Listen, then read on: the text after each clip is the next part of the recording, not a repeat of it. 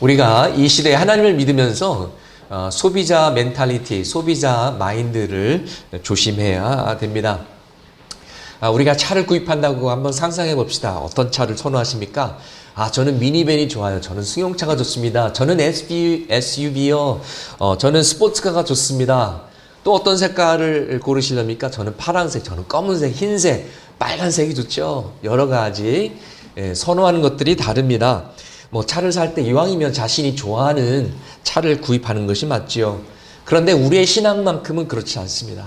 우리의 신앙은 하나님이 보여주시고 하나님이 가르쳐 주신 대로 따르는 것이 맞습니다. 내가 좋아하는 것만 골라서 나는 이 말씀 너무 마음에 드니까 그것은 철저히 지키지만 내가 불편한 것들은 순종하지 않고 피하다 보면 우리가 건강한 신앙을 가질 수가 없습니다. 한쪽으로 치우치게 될 수도 있습니다. 우리가 하나님의 모든 말씀에 우리의 마음이 활짝 열려 있기를 소망합니다. 그리고 하나님의 모든 말씀에 우리가 순종하기를 원합니다. 우리가 다 안다고 생각하지 않고 겸손하게 주여 말씀하소서 주의 종이 듣겠나이다. 이런 태도를 가졌을 때 하나님께서 우리에게 깨달음도 주시고 우리의 삶에 잘못된 것도 고쳐 주실 것입니다. 성령께서 조명하시는 것을 우리가 귀 기울이고 순종할 때 우리의 삶 가운데 열매가 많을 것입니다. 요한 1서 2장 3절에서 요한 1서 2장에 들어가서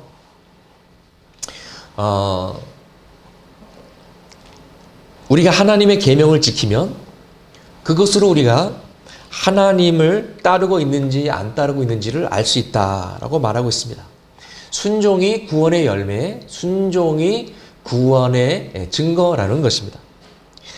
순종을 하느냐 안 하느냐 이것이 우리가 진짜 크리스천인가 아닌가 이것을 나타낸다라는 것입니다. 특별히 하나님의 계명 서로 사랑하라 이 말씀을 지킬 때 정말 우리는 하나님께 속한 사람이요. 왜냐하면 우리가 하나님을 만나고 알고 하나님의 은혜를 체험했을 때 드디어 사랑할 수 있는 능력이 우리에게 주어지기 때문에 그렇습니다. 그러면서 7절에 이것은 예수님께서 공생활 하실 때부터 가르쳐 주신 말씀이다. 이것은 새 계명이 아니라 옛 계명이다. 우리가 다 이미 들어서 알고 있는 내용이다. 그러면서 8절에 새 계명을 준다고 썼습니다. 그러면 이 새 계명이 무엇인가요? 9절에도 안 나와 있고 10절, 11절, 12절, 13절, 14절에도 안 나오다가 15절에 드디어 나옵니다. 오늘 본문 여러분은 세상이나 세상에 있는 것들을 사랑하지 마십시오. 새로운 명령, 중요한 명령이 무엇인가? 세상을 사랑하지 마십시오. 근데 요한 1서를 누가 썼습니까? 예수님의 제자 요한이 썼습니다. 똑같은 사람 요한이 쓴 요한복음 3장 16절에서 하나님께서 세상을 사랑하셨다고 했는데 왜 요한 1서에서는 세상을 사랑하지 말라고 했을까요? 이것은 두 곳에서 의미하는 이 세상이라는 뜻이 같은 의미가 아니라 두 가지 다른 의미이기 때문에 그렇습니다. 헬라어 원어는 같습니다. 코스모스. 그러나 요한복음 3장 16절에서는 하나님이 사랑하신 세상은 하나님이 창조하신 세상에 사는 사람들, 그 영혼들을 사랑하셔서 예수님을 보내셨다라는 말씀이고 요한 1서에서 세상을 사랑하지 말라라는 이 의미는 이 세상의 가치관, 하나님을 반대하는 시스템과 그 요한 1서 2장 16절에 구체적으로 나오는 육체의 욕망과 눈의 욕망과 세상 살림에 대한 자랑, 이런 세속적인 가치관들을 사랑하지 말라라는 그런 말씀입니다. 누가 세속적인 사람이다, 세상적인 사람이다, 속물이다 이런 말은 마치 이 세상에 하나님이 없고 눈에 보이는 것만이 존재하는 것처럼 사는 것을 말합니다. 눈에 보이는 것이 전부이다. 그렇기 때문에 하나님이나 영적인 것, 영원한 것들에는 관심이 없고 당장 이 세상에서 누릴 수 있는 것들 그런 데만 관심이 있는 것이죠. 여기에는 물질 만능주의, 쾌락주의, 자기중심주의, 나르시시즘, 이기심과 욕심이 핵심 가치로 자리 잡고 있습니다. 우리가 사랑해야 할 것은 영원한 것들입니다. 우리가 사랑하지 말아야 될 것은 영원하지 않은 것들입니다. 영원하신 하나님과 하나님 나라의 가치관들을 사랑할 때 우리가 진정한 축복을 누리고 영혼의 만족과 기쁨을 누리는 줄 믿습니다. 아멘. 먼저 우리가 요한복음 3장을 좀 더 잘 이해할 필요가 있습니다. 하나님께서 이 세상 사람들을 사랑하셨기 때문에, 그렇기 때문에 우리도 하나님이 사랑하신 영혼들을 사랑해야만 되는 것입니다. 하나님께서 이 세상 사람들을 구원하시기 위해 예수님을 보내셨기 때문에 우리도 전도하며 선교해야만 되는 것입니다. 예수님께서 십자가에 가신 그 마음으로 세상을 품고 열방을 품고 우리가 선교해야만 되는 것입니다. 하나님은 인간을 하나님의 형상으로 지으셨습니다. 그렇기 때문에 모든 사람 안에는 하나님의 형상이 있습니다. 그 안에서 우리가 인간의 존엄성을 발견하는 것이고 그것을 존중해야만 되는 것입니다. 창세기 1장과 2장 말씀을 보면 하나님께서 모든 것을 창조하신 후에 좋았더라고 하나님께서 보시기에 좋았다라고 기록하고 있습니다. 하나님께서 만족하시고 또 축복하신 것입니다. 그런데 특별히 인간을 창조하신 후에 하나님께서 보시기에 심히 좋았다라고 말씀하셨습니다. It was very good. 그냥 그것이 아니라 very good. 예수님께서 이 땅에 오실 때 성육신이 되셔서 인간의 모습을 취하셨습니다. 그리고 부활하신 후 지금도 아직도 인간의 모습을 벗지 않으시고 십자가의 못자국까지 그대로 간직하고 계십니다. 이것은 무슨 의미입니까? 옛날 그리스의 철학자들이 말하고 믿었던 것처럼 육신은 악하다. 육신은 영혼의 감옥이다. 이런 것이 아니라는 것입니다. 이원론으로 영적인 것은 다 선하고 육적인 것은 다 악하다고 말하는 것은 잘못된 것이라는 것입니다. 어떤 사람들은 성은 부끄럽고 더러운 것이다. 섹스는 악한 것이다. 이렇게 말하는데 그렇지 않습니다. 여러분, 성은 누가 만들었습니까? 하나님께서 만드셨습니다. 그렇기 때문에 섹스는 거룩한 것입니다. 거룩하기 때문에 결혼이라는 안전한 울타리 안에 하나님께서 두신 것입니다. 정말 육신이 우리가 탈출해야 되고 벗어나야 할 것이라면 왜 우리에게 장차 부활이 있습니까? 왜 부활하신 예수님께서 아직도 육신의 옷을 입고 계십니까? 하나님 만드신 육신과 몸 자체는 악한 것이 아닙니다. 육신의 정력은 또 다른 것이에요. 그러나 육신 자체는 하나님께서 지으신 선한 것입니다. 하나님이 지으신 것은 악하지 않습니다. 하나님께서 창조하신 이 세상과 이 세상에 사는 사람들을 사랑하셔서 소중하고 귀하게 여기셔서 가장 귀한 선물 예수 그리스도를 보내신 것입니다. 우리 요한복음 3장 17절 한번 같이 읽어보실까요? 하나님께서 아들을 세상에 보내신 것은 세상을 심판하시려는 것이 아니라 아들을 통하여 세상을 구원하시려는 것이다. 16절도 같이 읽겠습니다. 하나님께서 세상을 이처럼 사랑하셔서 외아들을 주셨으니 이는 그를 믿는 사람마다 멸망하지 않고 영생을 얻게 하려는 것이다. 아멘. 이 세상에 죄가 있는 것이 맞습니다. 그러나 그렇다고 하나님께서 이 세상을 포기하지 않으셨습니다. 이 세상의 죄로 인해 심판을 받아야 마땅합니다.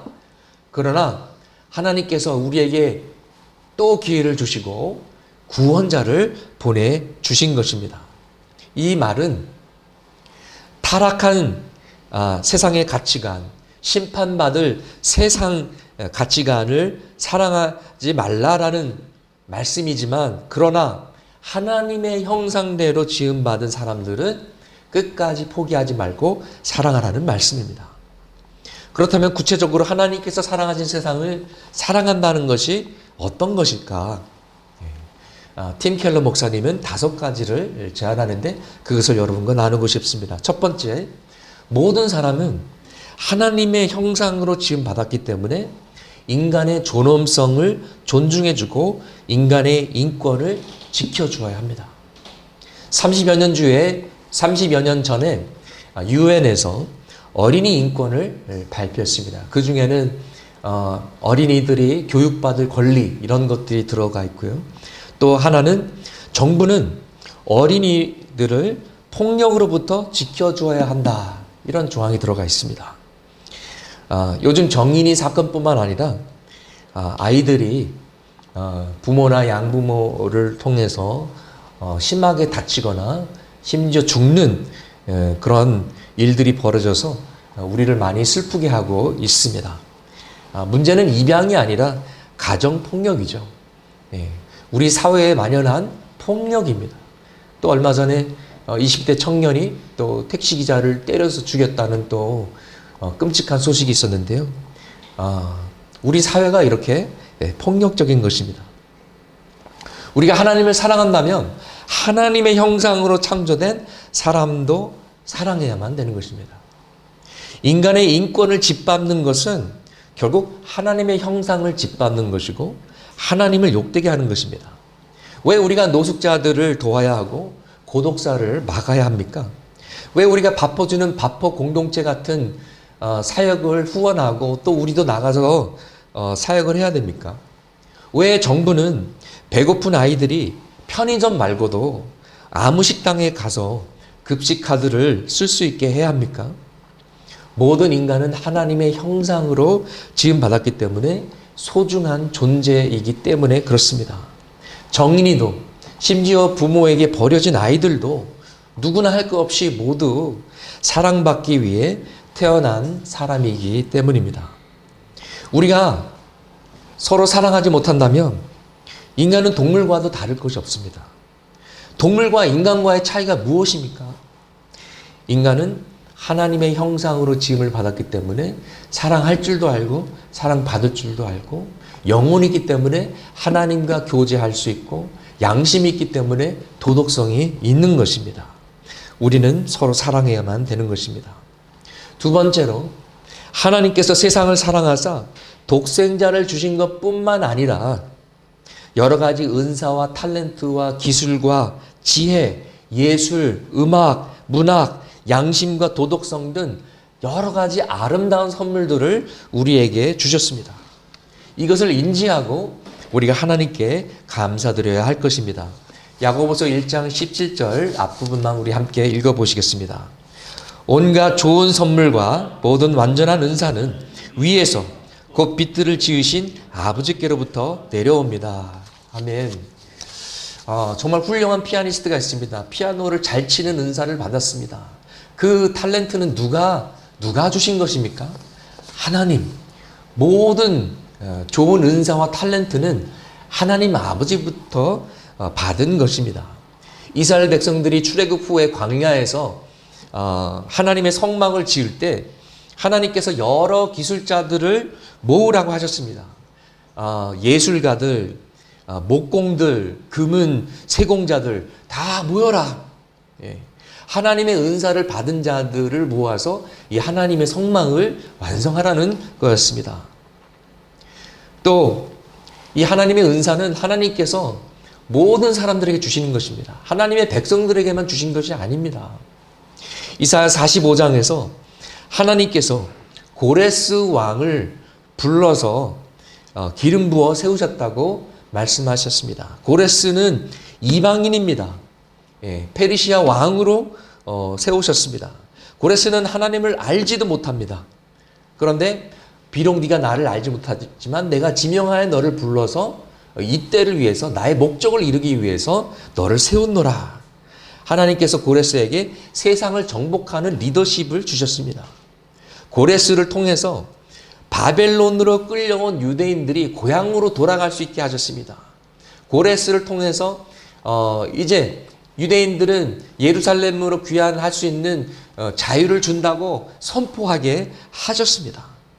비록 고레스는 하나님을 믿지 않았지만 하나님께서 그를 사용하여 하나님의 뜻을 이루시는데 사용하신 것입니다. 마틴 루터는 이런 말을 남겼습니다.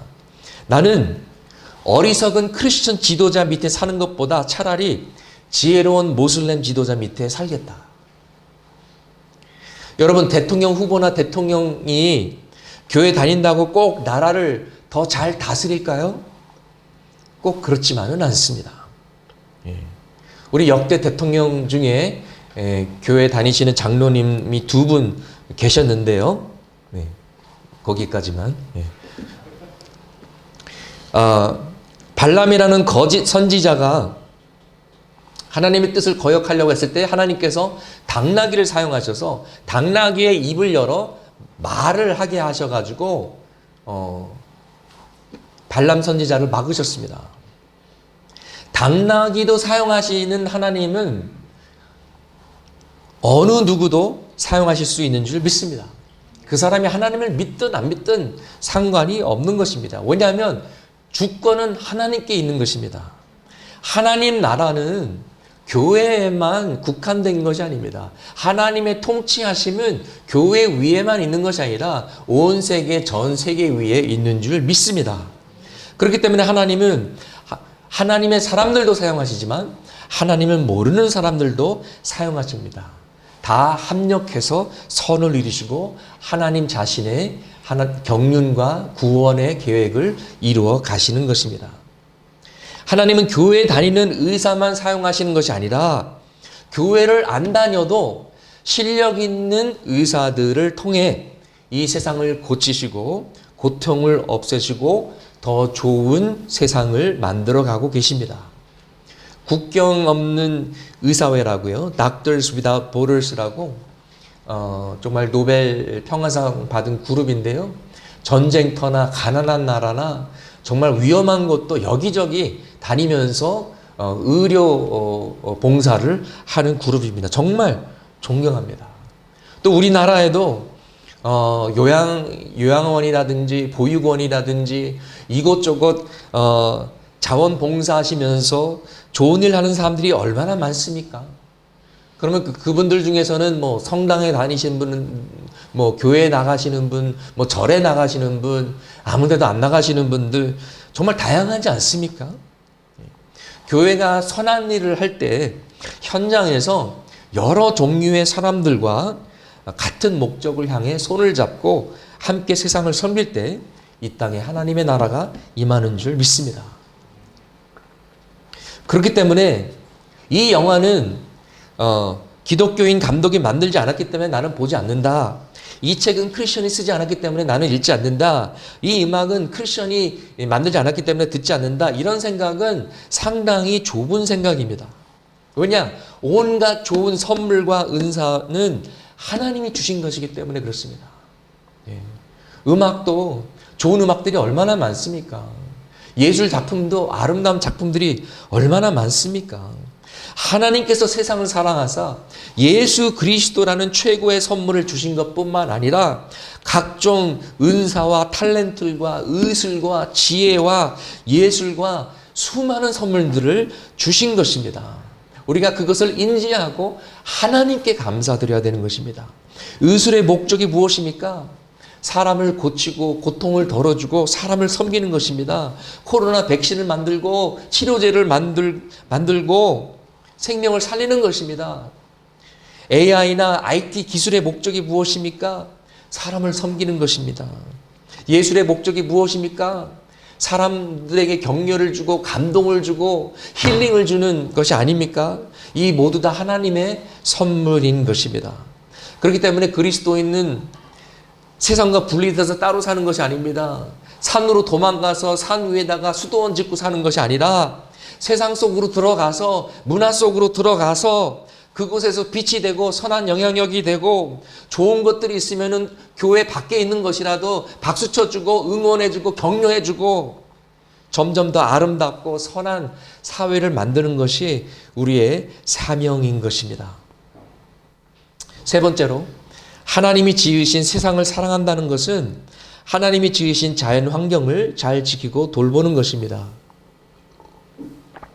지금 우리는 지금 온난화로 인해서 여러 가지 어려움을 겪고 있습니다. 작년에 장마철 정말 제일 많은 장마철을 겪은 그 신기록을 깼죠. 올해는 어떨지. 어제 오늘도 참 비가 많이 오더라고요. 이 모든 것들이 인간의 무책임한 행동들 때문입니다. 이제 몇 년 있으면 인천공항이 다 물에 잠긴대요. 하나님은 세상을 창조하시고 아담과 하와를 에덴 동산에 넣으셔서 자연을 돌보게 하셨습니다. 인간을 이 땅의 청지기로 세우셨습니다. 책임을 주셨습니다. 그런데 우리가 그 책임을 다하지 못했기 때문에 지구가 오염돼 가고 있고 하나님의 때를 기다리며 자연과 모든 창조물들이 신음하고 있습니다. 그러나 예수님께서 재림하셔서 이 땅에 천년 왕국을 세우실 때 오염된 것 모든 것들을 정화시키실 것입니다. 미세먼지가 사라질 것입니다. 지구의 모든 것들을 회복시킬 것입니다. 그리고 난 후에 새 하늘과 새 땅, 새 예루살렘이 임할 것입니다. 할렐루야. 아멘. 네 번째는요. 하나님이 지으신 세상을 사랑한다는 것은 무엇보다도 잃어버린 영혼들을 사랑한다는 것입니다. 그들은 죄인입니다. 그들만 죄인입니까? 우리도 죄인이지 않았습니까? 우리가 죄인임에도 불구하고 하나님은 우리를 구원하시기 위해 예수님을 보내셨고 예수님께서는 십자가에서 피 흘리시며 우리를 위해 희생하셨습니다. 그렇기 때문에 우리도 희생을 각오하고 예수님의 마음을 품고 잃어버린 영혼들을 사랑해야만 되는 것입니다. 우리가 선교사님들을 특별히 사랑하고 존경하는 이유가 무엇입니까? 그들의 삶을 봤을 때 예수님처럼 모든 것을 포기하고 희생하면서 선교에 올인하는 그 모습에 우리가 감동을 받기 때문이고 그 모습 속에서 우리를 구하러 오신 예수님의 모습이 보이고 또 교회의 사명이 뚜렷해지기 때문에 그렇다고 믿습니다. 하나님께서 아들을 세상에 보내신 것은 세상을 심판하시려는 것이 아니라 아들을 통하여 세상을 구원하시려는 것이다. 아멘. 여러분과 저는 어떻습니까? 우리에게 영혼 구원에 대한 열정이 있습니까? 누구를 전도하기 위해서 전도 대상자와 시간을 보내고 같이 밥도 먹고 커피도 하고 그렇습니까? 여러분은 잃어버린 영혼들을 위해서 꾸준히 시간을 만들어 정해서 기도하십니까? 전도와 선교가 교회의 본질적인 사명인데 지금 코로나로 전도의 문, 선교의 문이 많이 막혀서 정말 답답하고 가슴이 아픕니다. 어서 상황이 좋아져서 전도와 선교의 문이 활짝 열리기를 소망합니다. 그리고 그때까지 그냥 마냥 기다릴 것이 아니라 지금 상황이 좋지 않더라도 우리가 전도와 선교만큼은 포기할 수 없습니다. 최대한 우리가 노력하면서 계속해서 복음을 전해야 될 것입니다. 다섯 번째로 하나님이 지으신 세상을 사랑한다는 것은 각자 우리의 일터에서 우리가 맡은 일에 최선을 다하는 것입니다. 옛날에는요, 은혜 받으면 무조건 신학교 가는 줄 알았어요. 무조건 신학교 가서 목회자가 되는 줄 알았어요. 그래서 신학교에 가지 말아야 될 분들도 많이 가신 것 같아요. 목회를 하면 뭔가 좀 더 영적인 것 같이 보이지만 꼭 그렇지 않습니다. 부끄럽지만 솔직히 평신도의 신앙, 평신도의 인격에도 미치지 못하는 목회자들도 있어요. 어떤 분은 저분은 왜 목사가 됐을까? 목회자가 되지 말았어야 되는데 이런 분들도 계십니다.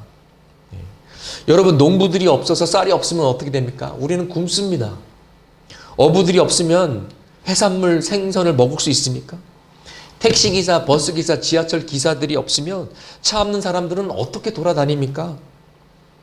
이 세상에 옷 만드는 사람이 없으면 우리가 옷을 만들어야 돼요. 얼마나 힘든 일입니까? 그렇기 때문에 건물 짓는 사람도 필요하고 커피 만드는 바리스타도 필요하고 이 세상에 사실 필요 없는 직업은 없습니다. 필요 없다면 이미 벌써 사라졌겠죠. 우리가 각자 맡은 일을 최선을 다해서 잘 할 때 고퀄리티 제품을 만들어내고 최고의 서비스를 만들어낼 때 하나님께서 영광을 받으시고 이 세상이 움직이고 돌아가게 됩니다. 하나님께서 주신 은사로 자기 일에 최선을 다할 때 이 세상의 모든 사람들은 불편함이 없어지고 고통이 줄고 여러 가지 편리함과 또 과학과 기술의 문명의 혜택과 도움을 받아서 많은 사람들이 더 나은 세상에 살게 될 것입니다. 자, 그렇다면 우리가 사랑하지 말아야 될 것이 무엇입니까? 이 세상의 잘못된 가치관들, 세상적이다, 세속적이라는 것은 영적인 것들에는 관심이 없고 오직 눈에 보이는 물질과 이 땅의 즐거움에만 관심이 있는 것입니다. 마치 하나님은 안 계신 것처럼 사는 것입니다. 하나님이 중심이 아니라 인간이 중심이 된 세계관이 세상적인 세계관입니다. 무엇이 최고의 가치인가? 하나님인가? 무엇이 절대적인 기준인가? 하나님의 말씀인가? 무엇을 위해 열심히 사는 것인가? 하나님의 영광을 위함인가? 아니면 내 자신의 영광을 위함인가? 물질주의 혹은 물질 만능주의란 돈이 최고라는 것입니다. 옛날에 우리 딸이 한글 학교에 가서 한글을 조금 배우더니 저한테 와서 이런 말 하더라고요. 아빠, 머니 해도 머니가 최고야. 이렇게 썼는데 이게 물질주의예요. 부자가 되는 것이 인생의 목적이고 부자가 되는 것이 인생의 성공이라는 것입니다. 또 히더니즘, 쾌락주의는 몸의 즐거움이 최고라는 것이죠. 맛있는 것이 최고고 편한 것이 최고고 기분 좋은 것이 최고라는 것입니다. 나를 황홀하게 하는 것이라면 그것이 뭐 마약이든지 알코올이든지 섹스든지 도박이든지 자극적이고 중독성이 강하더라도 쾌락이 나의 위로고 쾌락이 삶의 낙이고 쾌락이 나의 왕이라는 것입니다. 나르시시즘은 내가 최고라는 것입니다. 세상은 나를 중심으로 돌아가고 있고 누구도 나의 자존심을 건드리면 안 되고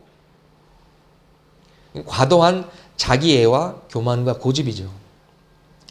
욕망 또는 개역개정에서는 정욕이라고 번역된 이 단어는요. 에피스미아라는 헬라어인데요. over desire, 과한 욕구를 말합니다. 배고픔 자체는 나쁜 것이 아니에요. 배고프면 꼬르륵 하면은 밥을 먹어야죠. 하나님께서 그렇게 디자인하셨습니다. 그러나 식욕이 과하면 문제가 됩니다. 우리가 살려고 먹는 것이지 먹으려고 사는 것이 아니잖아요. 우선순위가 바뀌면 안 되죠. 하나님께서 주신 음식은 감사하고 즐기면 됩니다. 그것으로 충분합니다. 하나님께서 우리에게 죽만 먹으라고 하지 않았잖아요. 여러 가지 음식을 주셨잖아요. 단맛, 쓴맛, 신맛, 짠맛, 이 혀를 주셨잖아요. 과일도 보세요. 얼마나 다양합니까? 딸기, 참외, 수박, 멜론, 사과, 배, 감, 오메, 가지가지 여러 가지 다양하게 주셨잖아요.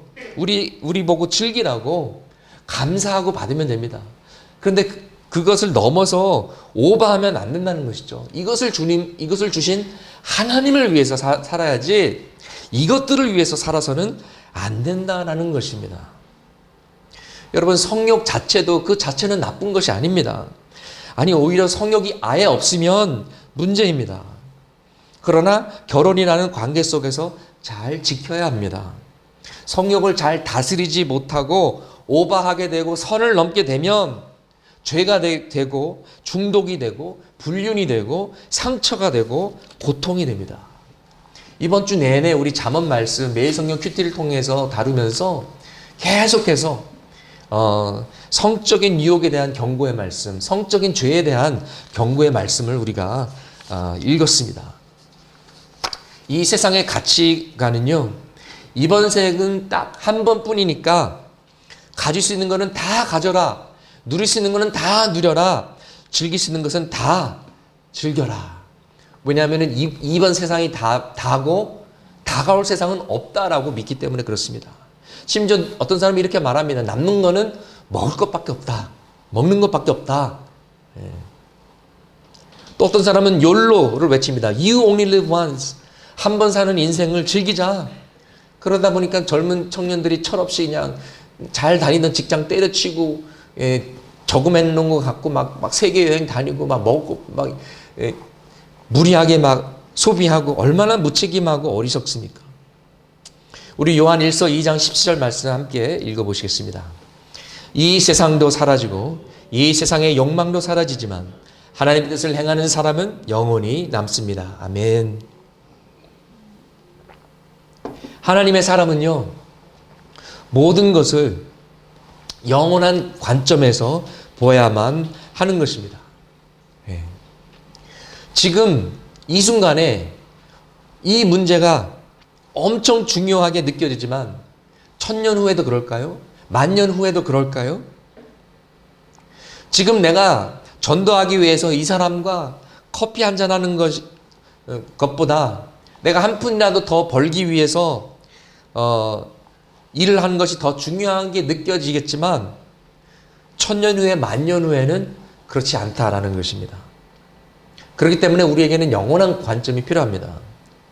내가 영원한 관점을 가지고 사는가 아니면 세상의 가치로 사는가를 알아보려면 내가 돈을 어디에다 쓰는지를 추적해 보면 바로 알 수가 있습니다. 나의 돈이 도대체 어디로 다 흘러가는가 한번 추적해 보세요. 교회도 마찬가지입니다. 교회의 예산은 바로 교회의 신앙 고백과도 같습니다. 돈을 어디에다가 투자하는가? 말로만 선교하는가? 아니면 실질적으로 선교와 전도 사역과 다음 세대를 위해서 복음 사역을 위해서 투자하는가? 또 다른 테스트는 내가 세상 것들에 대해 얼마나 걱정하는가입니다. 신경 쓰지 말라는 말이 아닙니다. 걱정하지 말라는 것입니다. 왜냐하면 우리가 걱정을 하면 우리가 신경 쓰고 기도하고 최선을 다하는 그 선을 넘어서 하나님을 불신하고 불안해하는 거기 때문에 그렇습니다. 기도 제목들이 있습니다. 우리에게 필요한 것들이 있습니다. 부족한 것들이 있습니다. 그런 것들은 하나님께 구하고 기도해야 됩니다. 그리고 우리의 책임을 다하고 최선을 다해서 노력하는 것이죠. 그러나 나머지는 하나님을 믿고 신뢰하는 것입니다. 거기서 선을 넘어서 그 이상의 걱정은 오바라는 것이죠. 불신이라는 것입니다. 그래서 예수님께서 이런 모습을 야단치셨습니다. 오 믿음이 적은 자들이요. 참새를 봐라. 백합화를 봐라. 솔로몬도 꽃 하나보다 더 옷을 잘 입지 못했다. 마태복음 6장이죠. 너희는 하나님과 재물을 아울러 섬길 수 없다. 그러므로 내가 너희에게 말한다. 목숨을 부지하려고 무엇을 먹을까 또는 무엇을 마실까 걱정하지 말고 몸을 감싸려고 무엇을 입을까 걱정하지 말아라. 오늘 있다가 내일 아궁이에 들어갈 들풀도 하나님께서 이와 같이 입히시거든. 하물며 너희들을 입히시지 않겠느냐. 믿음이 적은 사람들아. 우리 마태복음 6장 31절에서 33절 같이 읽어보시겠습니다.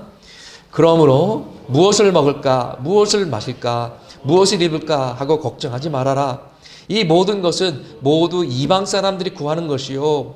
너희의 하늘 아버지께서는 이 모든 것이 너에게 필요하다는 것을 아신다. 너희는 먼저 하나님의 나라와 하나님의 의를 구하여라. 그리하면 이 모든 것을 너희에게 더하여 주실 것이다. 먹는 거, 입는 거, 마실 것, 이것은 이방 사람들, 즉 세상적인 가치관을 가진 사람들이 구하는 것이요. 하나님의 사람들은 하나님의 나라와 하나님의 의를 구하는 것이라는 것입니다. 우리 자신에게 물어봐야 됩니다. 나는 걱정하는가? 나는 하나님을 믿는다고 하면서 걱정하는가? 나는 기도하면서 걱정하는가? 아니면 하나님을 신뢰하는가? 먹고 사는 것보다 하나님의 나라와 하나님의 의가 더 우선인가?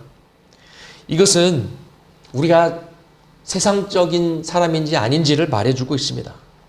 다시 말해서 우리가 예수를 믿는다고 말해도 세속적인 크리스천이 될 수 있다는 것입니다.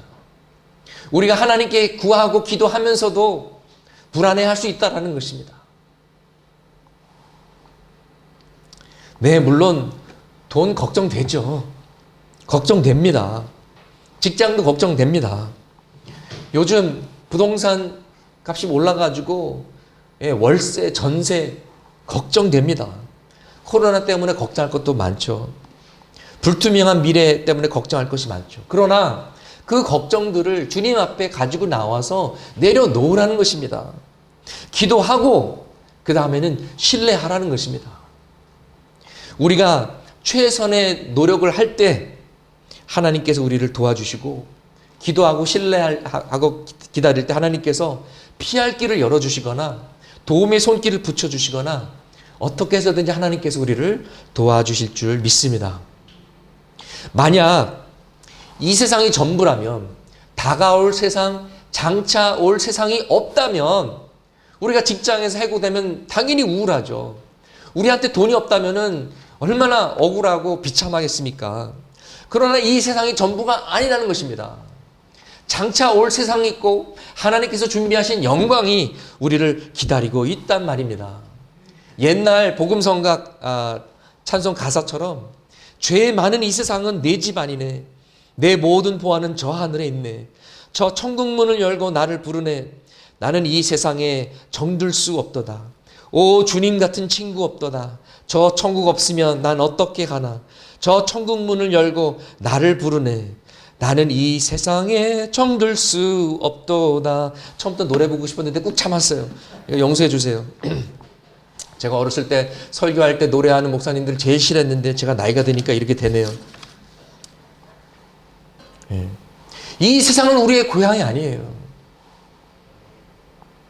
하나님의 사람은 문제가 생겨도 영원한 관점에서 바라봅니다.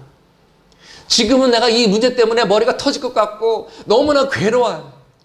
그러나 천년 만년 후에도 이 문제가 될까? 아니라는 거예요. 아무것도 아니라는 거예요. 이 또한 지나가리라. 정말 중요한 것은 잃어버린 영혼들이고 하나님의 나라이고 주의 몸된 교회라는 것입니다. 그렇기 때문에 우리에게는 영원한 관점이 절실히 필요합니다. 지금 내가 돈을 어떻게 써야 영원한 임팩트를 만들 수 있을까?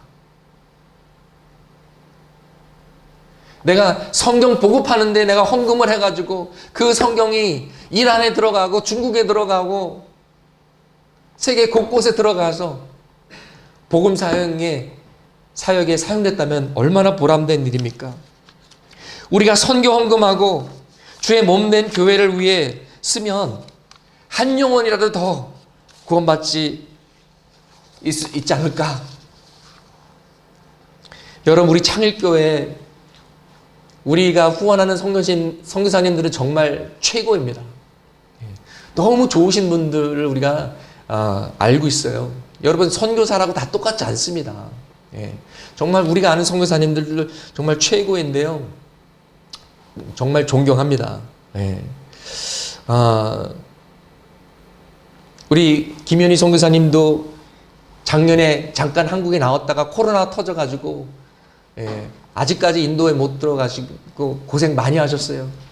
왜냐하면 선교사님들이 나올 때 선교사 숙소를 예약하고 나옵니다. 그럼 뭐 1주, 2주, 뭐 한 달, 뭐 길어야 한 달. 그런데 코로나가 터지면서 선교사님들의 한 3분의 1이 지금 나와 계세요. 못 들어가고 계세요. 그러니까 갑자기 숙소가 모자라는 거예요. 그래서 우리 김희애 선교사님 여쭤보면 어떨 때는 뭐 여기에 2주 있다가 여기에 한 달 있다가 또 이사 갔다가 늘 바뀌어요.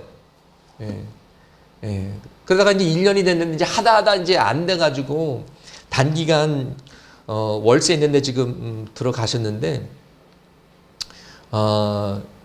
이제 후원금 대부분이 아마 월세 내는데 지금 나가는 것 같습니다. 여러분, 하나님께서 마음을 주시면 우리 김현희 선교사님 기억해 주시고 또 우리 다른 선교사님들도 기도해 주시고 또 후원해 주시길 바랍니다.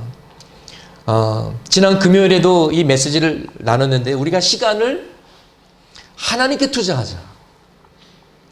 우리의 시간을 기도에 쏟아붓자.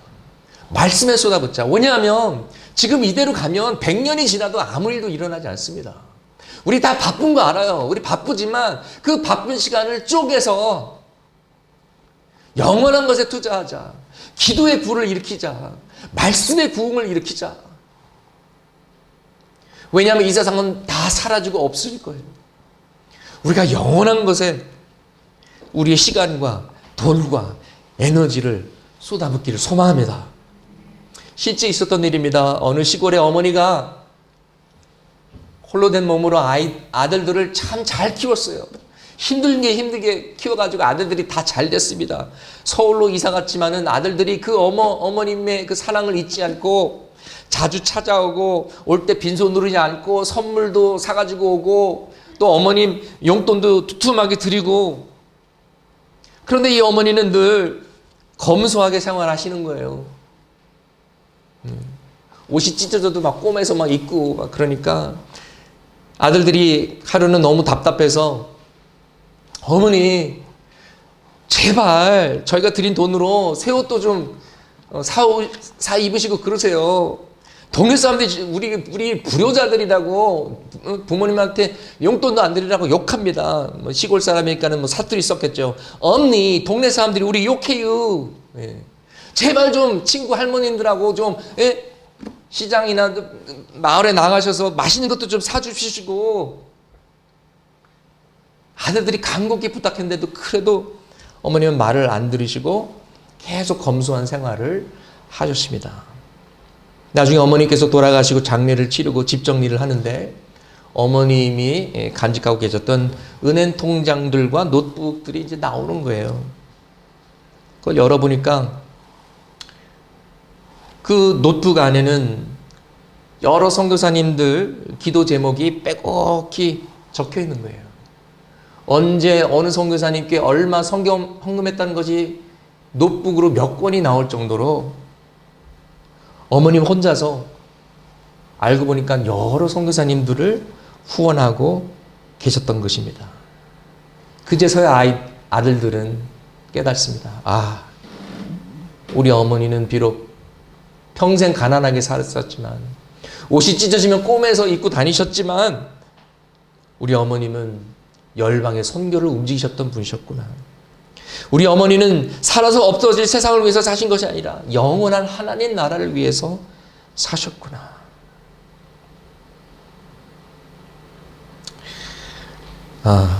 세상의 가치란 구체적으로 무엇인지 또 어떻게 극복하는지 이 부분은 다음 주에 연결해서 여러분에게 말씀드리겠습니다. 오늘은 여기서 마무리하려고 합니다. 여러분과 저는 무엇을 사랑합니까? 정말 사랑해야 할 것들을 사랑하며 살고 있습니까? 아니면 이 세상에 사라질 것들을 위해 걱정하며 살고 있습니까? 우리가 이 세상은 사랑까지는 아니더라도 여전히 세계관에 이 세상의 가치관에 묶여 있습니까? 우리가 하나님의 나라와 하나님의 의를 사랑하길 원합니다. 잃어버린 영혼들을 열정적으로 사랑하길 원합니다. 우리가 하나님께서 사랑하는 모든 것들을 사랑하고 미워하는 것들을 미워하기를 소망합니다. 기도하시겠습니다. 오늘 말씀을 기억하시면서